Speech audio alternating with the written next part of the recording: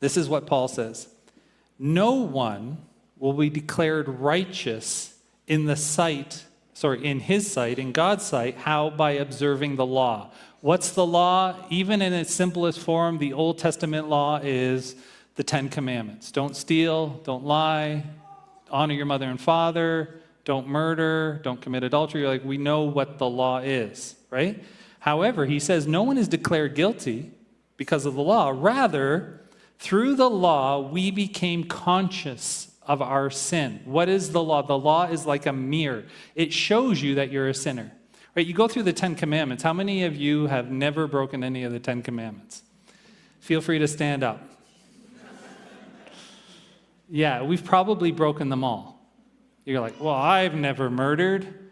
If you hate your brother or sister, Jesus says, it's like murder. Right? You've broken them all. I'm sorry, but you have. You're guilty. You are guilty. You're standing before the Lord and you are guilty. The mirror is showing you for who you are.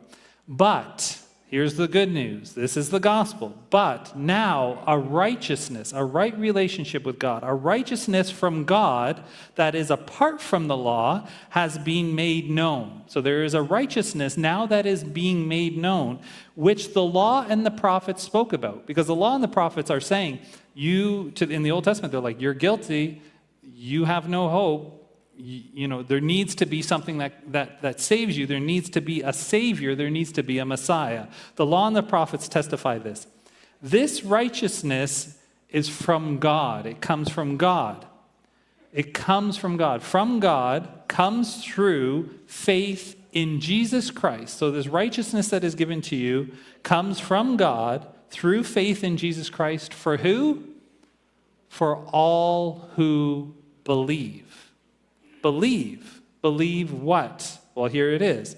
There is no difference. All have sinned and fallen short of the glory of God, right? No difference between Jew and Gentile. Every person is guilty.